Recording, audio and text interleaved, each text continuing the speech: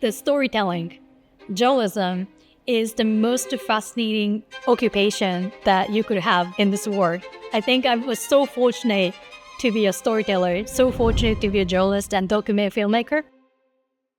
I was born in Japan. I am from Chiba. It's a suburb of Tokyo. I was always questioning things. I was like a very curious kid. I knew that there's a whole different universe happening outside of Japan. I always wanted to go there. Started reading a lot of books and documentaries and films. And then after 20 something years, I found myself becoming a journalist.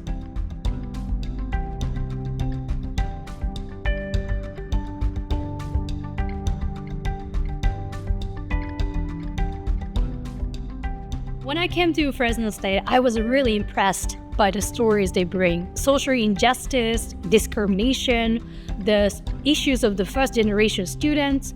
A lot of the stories that they're already in, they're already in the problem.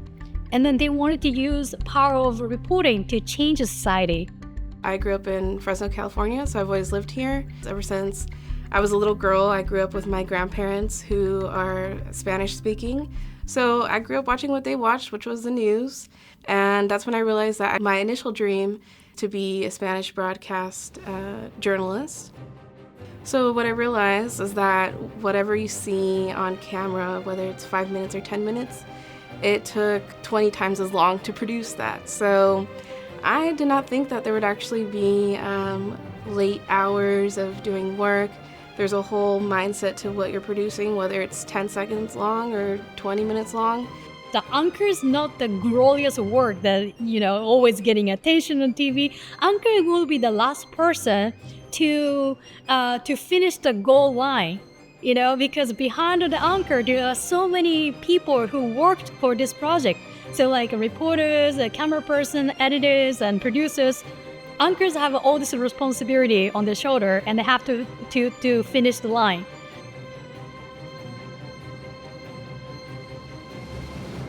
The importance of telling the truth as a storyteller it's more critical than ever, I would say, because of the rise of fake news and misinformation. カレー座についてどう考えたのでしょうか。ゲストを紹介します。 I made my mind to use my power of journalism to tell the story of the underrepresented. You only see the story that you are told to believe, and you don't question that. I wanted to explore the world. I wanted to know what is behind of what I have been told. I think that is very important to be truthful in journalism because I've had a lot of experiences in practicing journalism here at Fresno State to get more access to new perspectives. And then also you could just talk to anyone at any point and they'll be comfortable with telling you their story.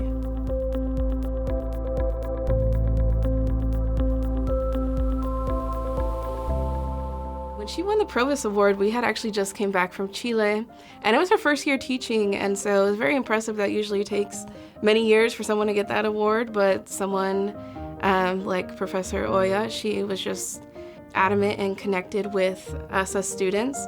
She always has my back and is always looking out for students, and it's proven in the fact that she's taken us to Chile for UNESCO. So she used to be an intern at UNESCO, and then now she gave me the opportunity to present at UNESCO, where I actually got to present, my bilingual skills over there and do reporting in Spanish on an international level.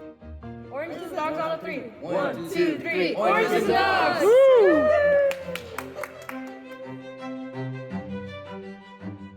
That class is focusing on the Asian population in the Central Valley. So we'll be producing documentaries surrounding the story around the Asian populations. As you know, Fresno had 2 internment camps during the war. How many people do know the story?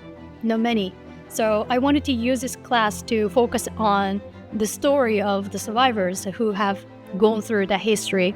We have over 30 survivors' testimony at the library. I believe that it's important to tell the story about the past so that the younger generation can learn from it, to think about what we can do to prevent it happening again.